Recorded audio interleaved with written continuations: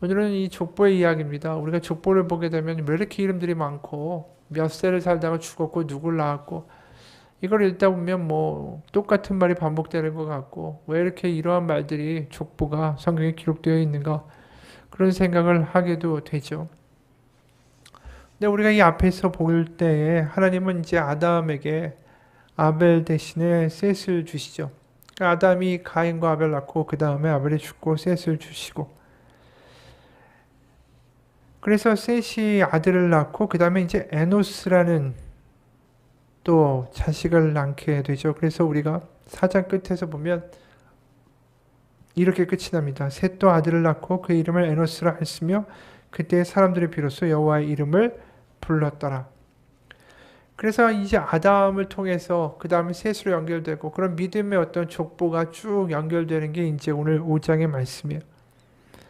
그럼 믿음의 족보에 속한 사람들은 과연 어떠한 사람들인가 우리가 좀 더 자세하게 살펴볼 수 있는 계기가 될 것입니다.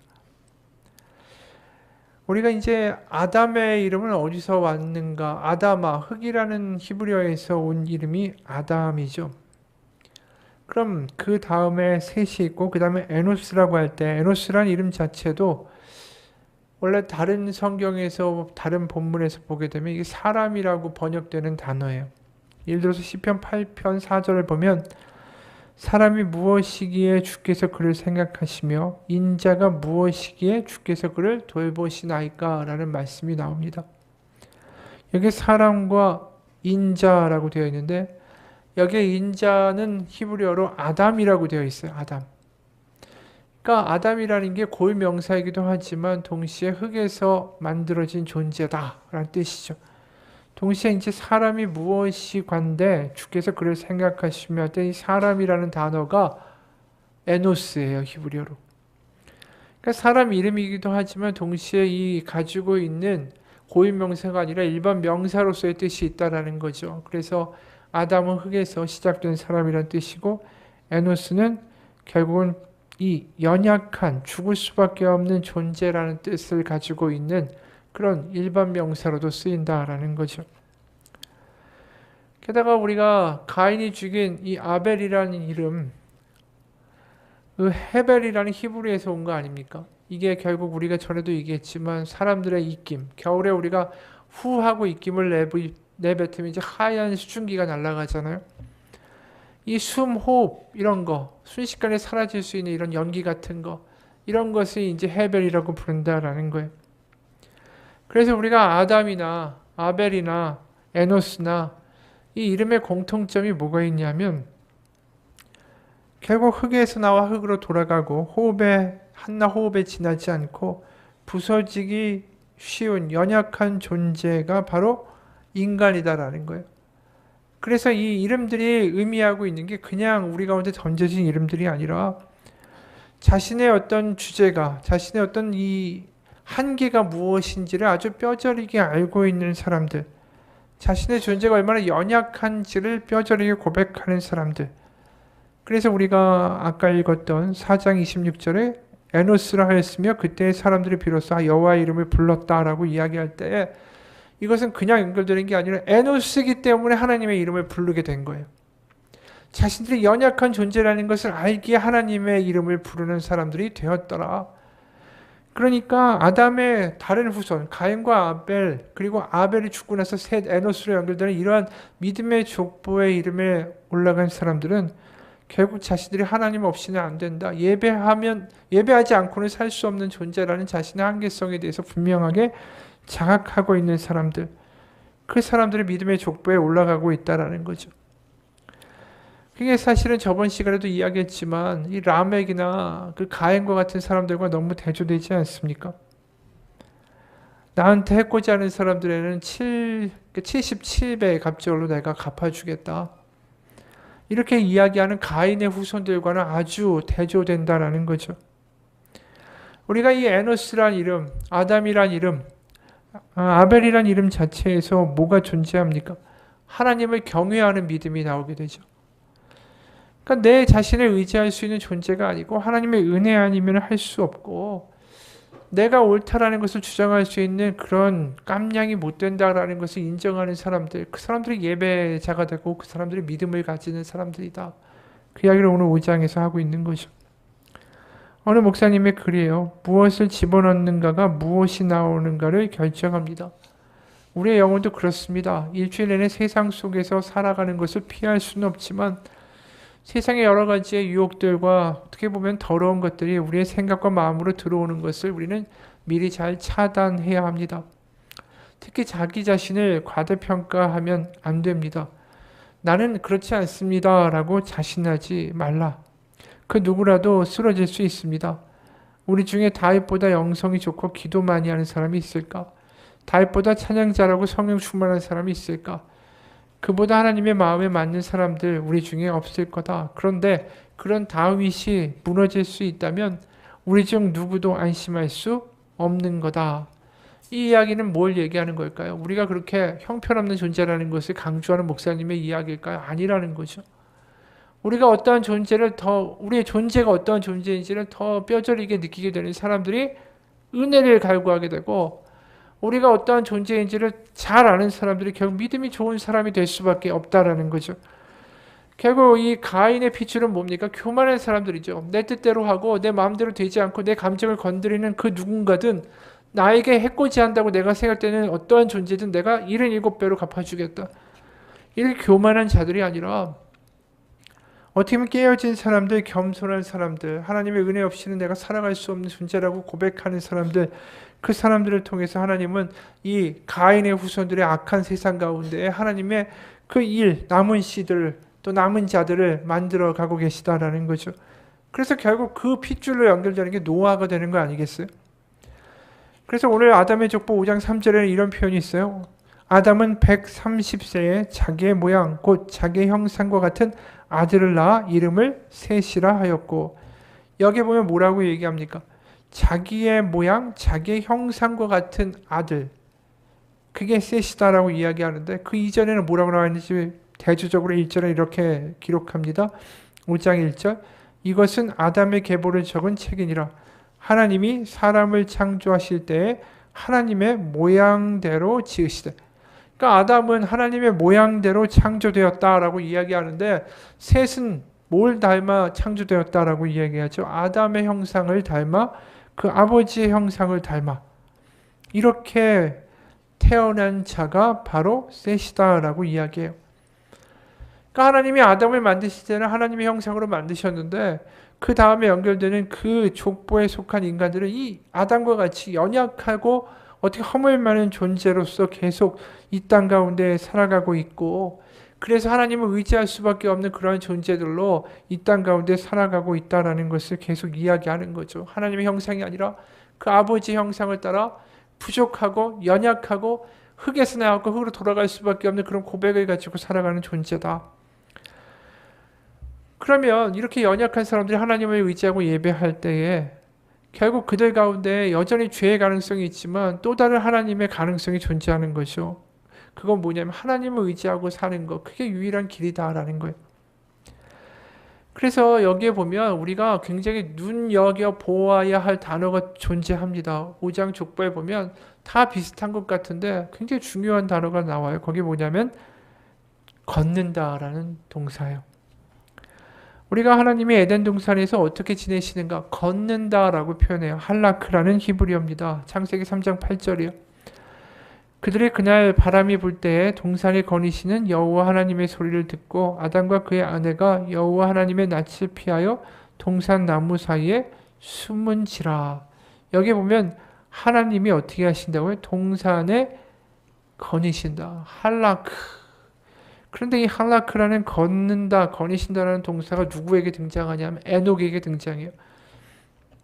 21장 보면 에녹은 65세에 무두셀라를 낳았고 무두셀라를 낳은 후 300년을 하나님과 동행하며 자녀들을 낳았으며, 이 에녹이란 이름도 무슨 뜻이냐면 받쳐진다라는 뜻이에요. 받쳐진다. 그 이야기한 대로 그 이름 자체가 가지고 있는 겸손함과 깨어짐이 있는 거죠. 그런데 이 에녹이 2명 있어요. 4장 16절에 보면은 가인이 여호와 앞을 떠나서 에덴 동쪽 놋 땅에 거주하더니 아내와 동침함에 그가 임신하여 에녹을 낳은지라.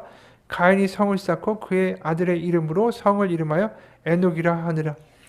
그러니까 이 하나의 에녹은 하나님께 드린 게 아니라 자신의 욕구와 자신의 어떤 그 정욕에 자신을 갖다 바친 사람, 가인의 아들 에녹이 있고, 반대로 이제 하나님께 드려진 이 에녹이라는 사람이 있는데, 이 에녹이라는 사람이 결국 여기서 뭐라고 얘기합니까? 22절에 하나님과 동행했다.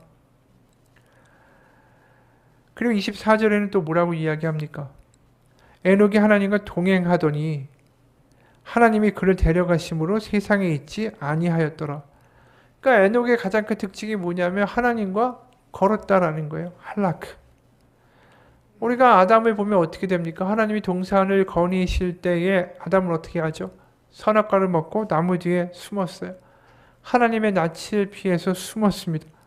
그런데 이 에녹이라는 사람은 하나님의 낯을 피해 숨은 게 아니라 거니신 하나님과 함께 같이 걸었더라라고 이야기해요. 그것도 반복해서. 이게 얼마나 대단한 역전인지 모르겠어요. 아담은 하나님의 낯을 피해 숨었는데 그 누구도 하나님이 그 피조물인 인간을 창조하시고 그 하나님과 함께 동행하며 걸으며 하나님을 의지하며 하나님을 즐거워하는 삶의 모습을 보여주지 못했는데 드디어 이 에녹이라는 사람이 그 큰 기쁨을 하나님께 드리고 있다라는 거죠. 드디어 창조하시고 나서 하나님과 동행하는 자, 하나님의 낯에 피하지 않는 자, 바로 이 사람이 에녹이었다라는 거죠. 그래서 히브리서에는 이 창세기에 나오는 고작 이 두 구절 아닙니까? 에녹에 대한 이야기는 딱 두 구절인데 에녹의 이 두 구절을 가지고 이렇게 이야기합니다. 히브리서 11장 5절에서 6절이에요. 믿음으로 에녹은 죽음을 보지 않고 옮겨졌으니 하나님이 그를 옮기심으로 다시 보이지 아니하였느니라. 그가 옮겨지기 전에 하나님을 기쁘시게 하는 자라 하는 증거를 받았느니라. 믿음이 없이는 하나님을 기쁘시게 하지 못하나니 하나님께 나아가는 자는 반드시 그가 계신 것과 또한 그가 자기를 찾는 자들에게 상 주시는 이심을 믿어야 할지니라. 이 우리가 알고 있는 아주 유명한 구절 아닙니까? 믿음이 없이는 하나님을 기쁘시게 하지 못하나니. 이 유명한 이야기를 누구를 가리켜서 이야기합니까? 에녹을 가리키고 하고 있다라는 거예요. 에녹의 믿음이 뭐가 그렇게 대단했는데 하나님과 같이 걸었다라는 거죠. 하나님과 같이 걸었기에 죽음이라는 사형 선고를 이 사람은 뛰어넘었다라고 얘기하는 거 아닙니까? 죽음을 보지 않고 옮겨졌다. 이게 창세기에 나와 있는 선악과를 먹고 죽은 사람들에 대한 역전의 이야기를 하고 있는 거 아니에요? 이렇게 하나님이 어떻게 보면 선악과를 먹은 비극적인 운명에서 이 에녹이 벗어나게 되게 해주신 이유는 뭡니까? 그가 하나님과 동행했다라는 거 하나뿐이에요. 동행했다라는 게 하나님께 기쁨이 되었다라는 거죠.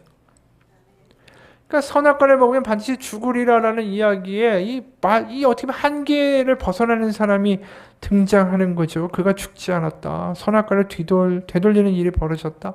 하나님이 기뻐하셨다. 이유는 하나죠. 하나님과 함께 동행했더라. 크게 믿음 없이 하나님을 기쁘시게 하지 못하나니의 근본적인 믿음의 내용이라는 것입니다. 왜 그럴까요? 에녹이 살던 시대가 결코 녹록한 시대가 아니에요. 우리가 이미 본 것처럼 가인의 후손들은 살육을 일삼고 힘 있는 사람들이 가장 갑질을 하는 그런 세상이었어요.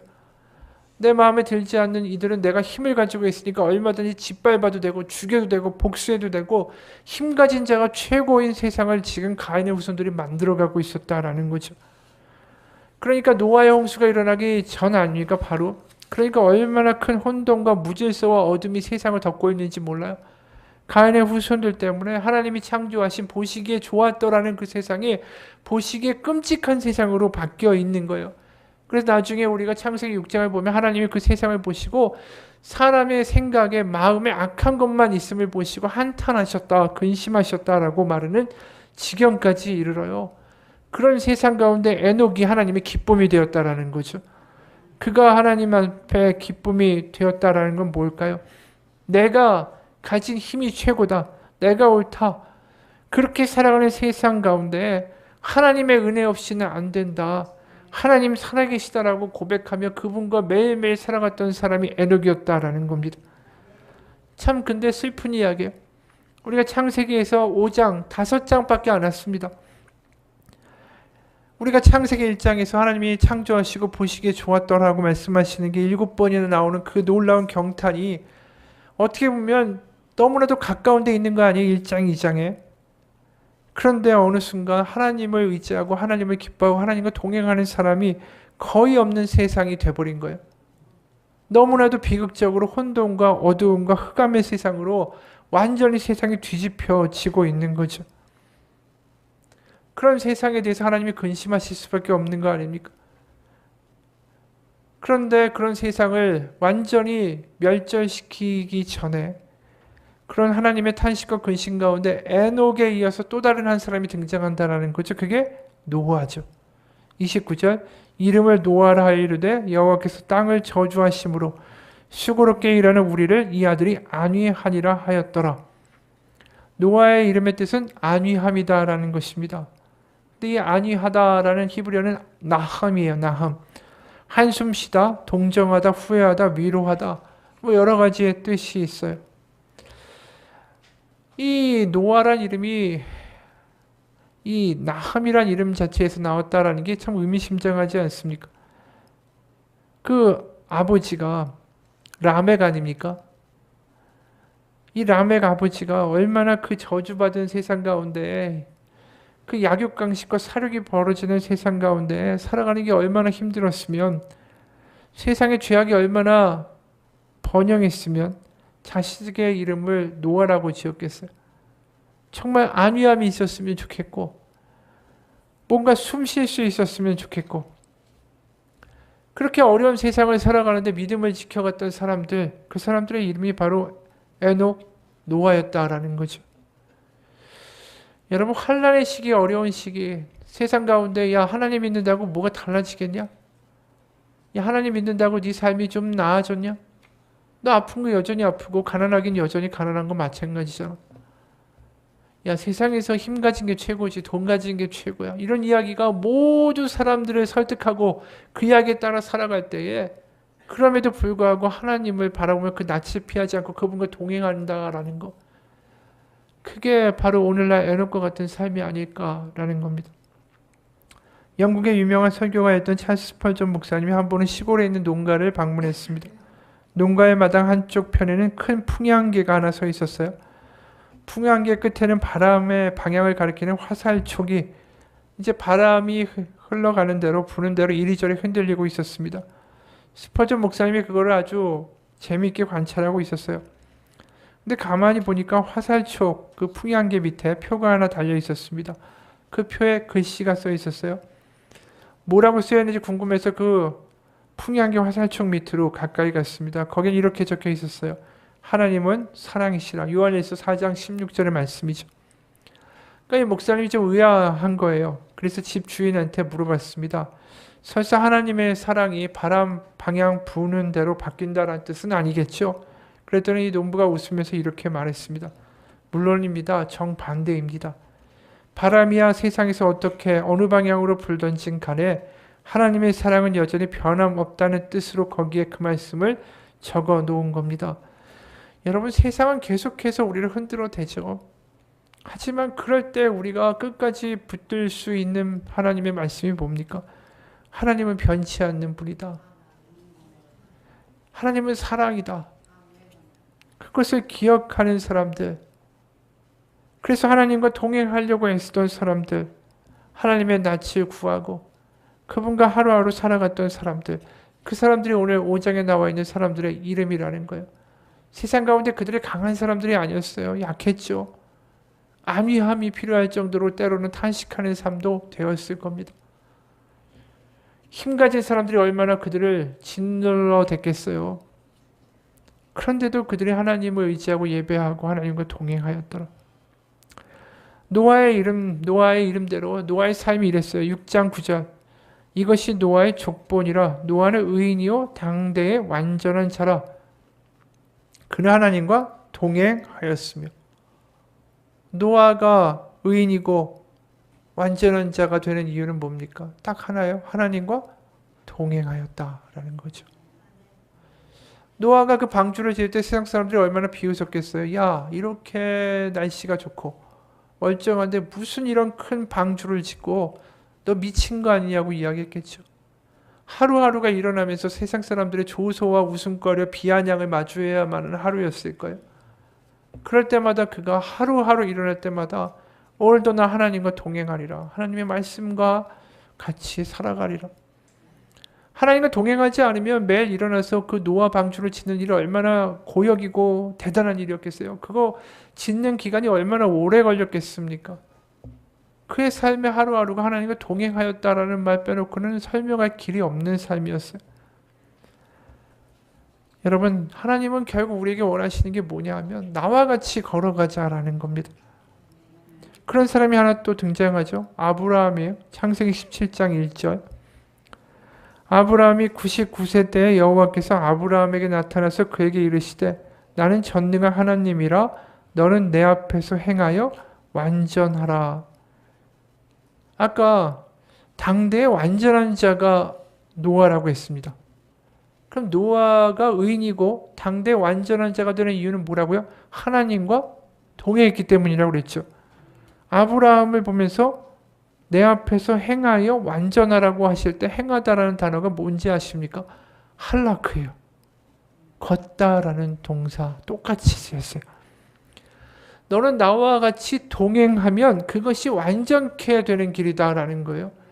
하나님이 그 사람이 의롭다고 하고 그 사람이 완전한 자라고 부르시는 이유의 근거는 딱 하나예요. 늘 하나님과 동행한다라는 거죠. 세상이 위협하고 네가 지금 아들이 없잖아. 근데 무슨 네가 큰 민족을 이루고 웃기고 있네. 그렇게 세상이 자신을 불안하게 만들 때에도 나와 함께 같이 걸으라. 그게 너를 의인이라고 부를 수 있는 길이고 네가 완전한 자가 되는 것이다. 17장 2절 이하에서 이런 말씀이 이어지죠. 내가 내 언약을 나와 너 사이에 두어 너를 크게 번성하게 하리라 하시니 아브라함이 엎드렸더니 하나님이 또 그에게 말씀하여 이르시되 보라 내 언약이 너와 함께 있으니 너는 여러 민족의 아버지가 될지라. 이제 후로는 내 이름을 아브라함이라 하지 아니하고 아브라함이라 하리니 이는 내가 너를 여러 민족의 아버지가 되게 함이라. 내가 너를 심히 번성하게 하리니 내가 내게서 민족들이 나게 하며 왕들이 내게로부터 나오리라. 내가 내 언약을 너와 너 및 내 대대 후손 사이에 세워서 영원한 언약을 삼고 너와 내 후손의 하나님이 되리라. 아브라함에게 요구하신 게 뭐예요? 세상이 비웃을 거 아니에요. 네가 하나님 믿고 큰 민족을 이룬다며. 너를 통해서 많은 사람이 복을 받는다며. 근데 너 자식이 하나도 없잖아. 노아에게도 똑같은 이야기 아니에요? 야, 너 지금 이 백주 되면서 매일매일마다 지금 몇 년을, 수십 년을, 아니 100년을 지금 이 노아 방주를 짓고 있는데 너 미친 거 아니야? 이렇게 이야기할 때 노아가 그런데도 불구하고 그 하루를 하나님과 함께 걸어내는 거죠. 왜요? 홍수가 올 거니까. 아브라함은 뭐예요? 그래, 너희들이 비웃어도 결국 하나님은 나를 통해서 큰 민족을 이루실 거고 나를 통해 많은 사람들이 복을 받게 하실 거다. 그걸 믿고 하루를 견뎌나가는 거예요. 그 사람이 되라는 거죠. 하나님이 대단한 어떤 능력이나 그 사람의 어떤 대단한 어떤 위력이나 어떤 힘을 요구하시는 게 아니에요.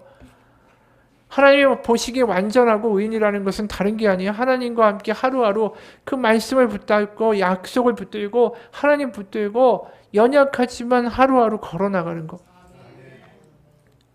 그 하나님의 당부가 남유다 말기에도 이어집니다. 미가 선지자가 미가서 6장 6절에서 8절에 뭐라고 말씀하는지 보겠습니다.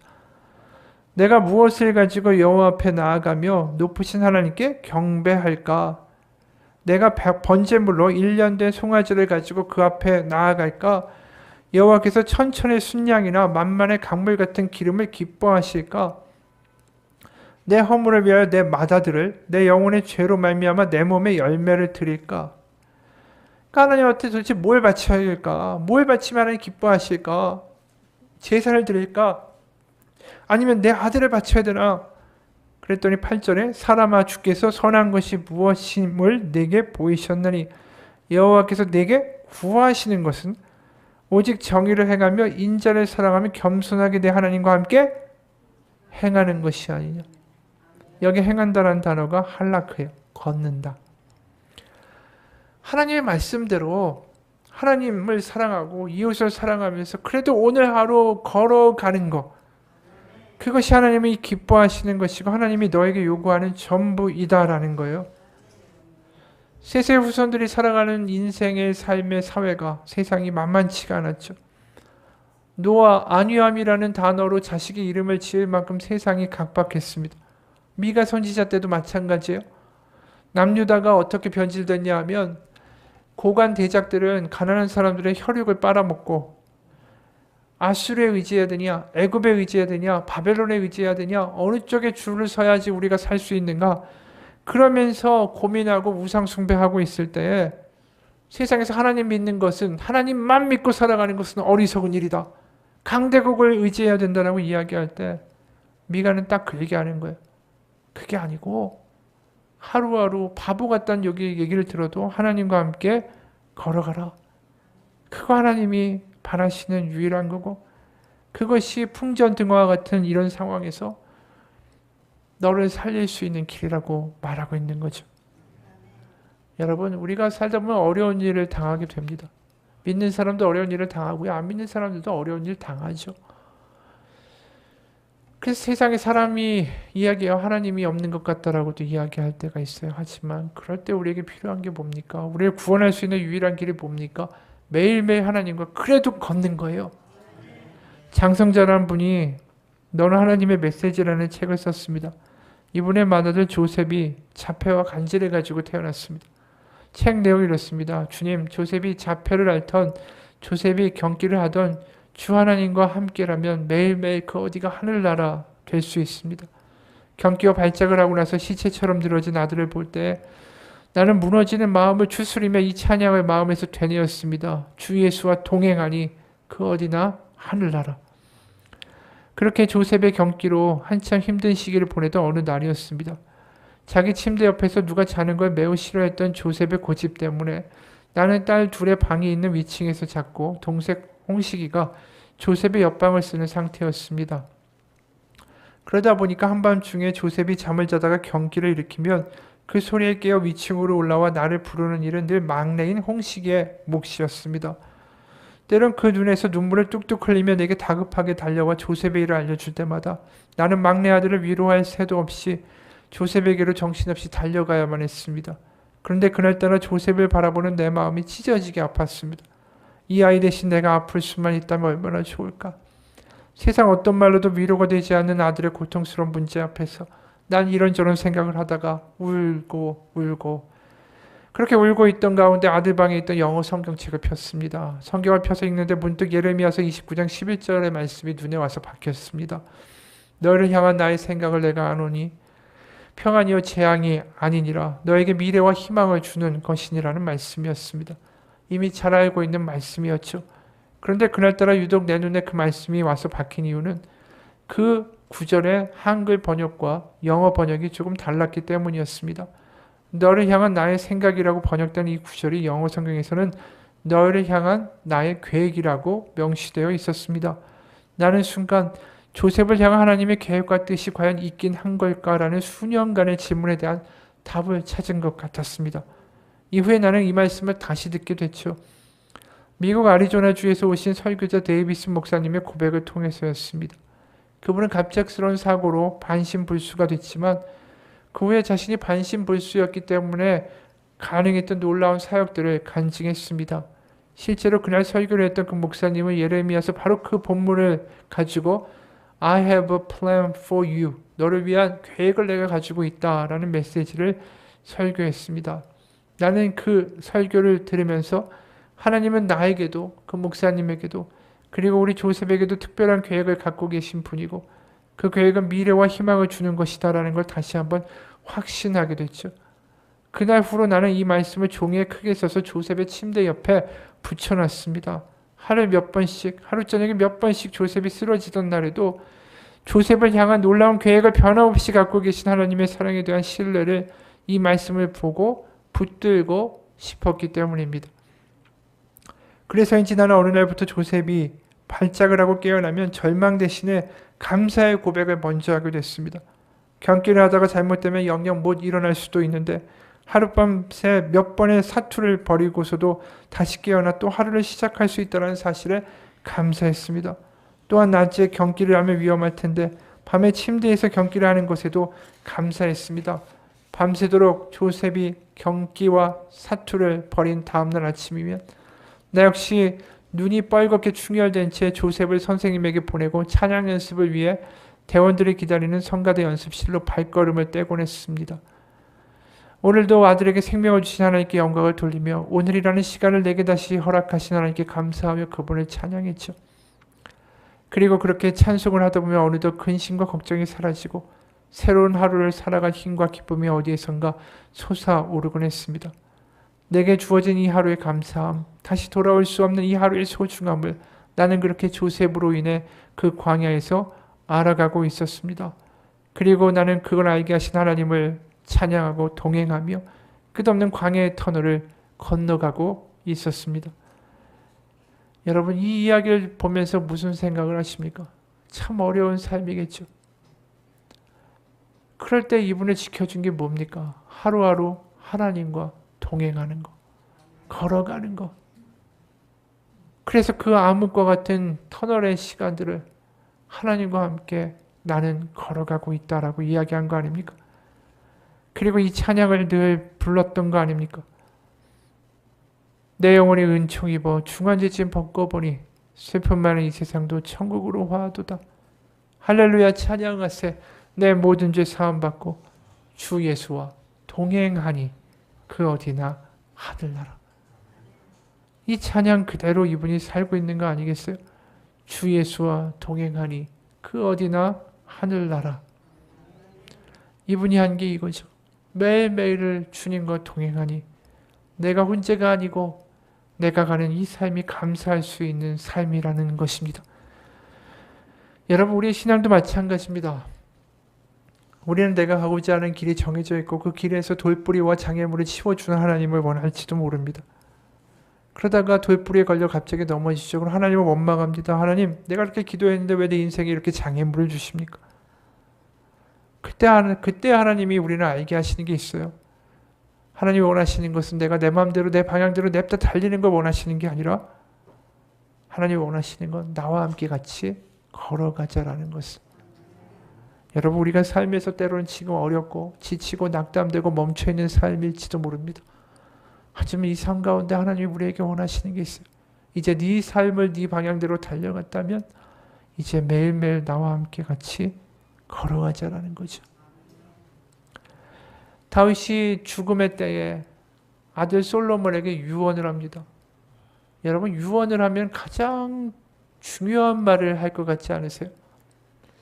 다윗 정도 되는 사람이 유언을 한다면 과연 무슨 유언을 할까? 우리는 굉장히 궁금할 수밖에 없죠. 그런데 이런 말을 해요. 열왕기상 2장 4절이요. 여호와께서 내 일에 대하여 말씀하시기를 만일 네 자손들이 그들의 길을 삼가 마음을 다하고 성품을 다하여 진실히 내 앞에서 걷는다면 이스라엘 왕 위에 오를 사람이 너에게서 끊어지지 아니하리라 하신 말씀을 확실히 이루게 하시리라. 자신에게 하나님이 주신 말씀을 나 너에게 전한다.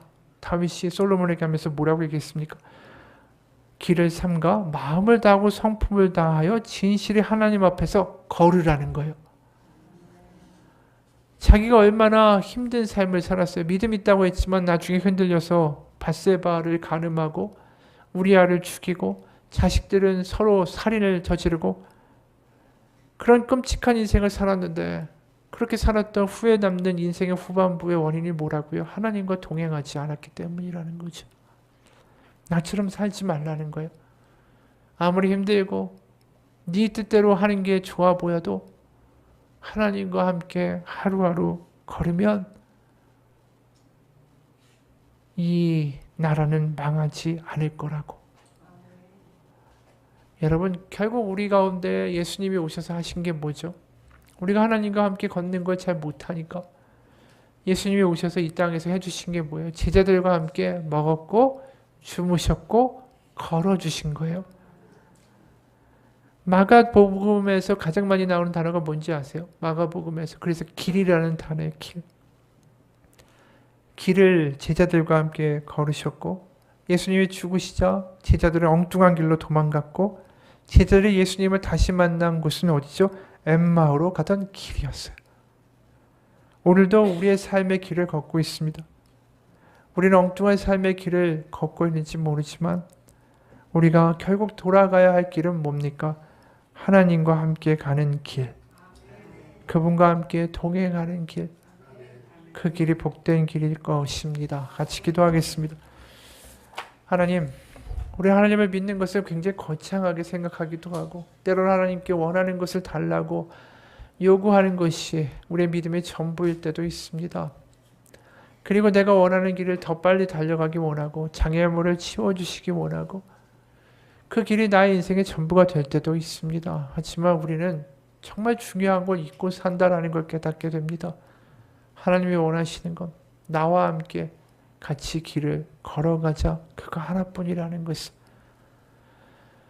우리의 삶이 지금 어렵고 지치고 때론 숨막히고 낙담되는 일이 있다면 우린 다시 한번 기억합니다. 아, 이제 하나님과 함께 매일매일 걸어가야 될 때가 왔구나. 믿음은 하나님과 걷는 것이구나. 매일 아침마다 일어날 때 때로는 낙담되고 지치고 힘들어서 잠자리에서 일어나기 정말 무거울지도 모릅니다. 그럴 때마다 우리는 우리에게 선포하기 원합니다. 하나님, 오늘도 하나님과 함께 걸어갈 겁니다. 하나님 힘을 주시고 말씀하시고 제가 엉뚱한 길로 달려가려고 하거든 하나님의 손으로 잡아 이끌으셔서 하나님과 동행하며 걸어가는 하나님의 삶, 은혜의 삶, 소망의 삶이 되게 해달라고, 그 믿음을 가지고 하루를 시작할 수 있는 우리의 신앙생활 되게 하여 주옵소서. 예수님의 이름 받들어 기도합니다. 아멘.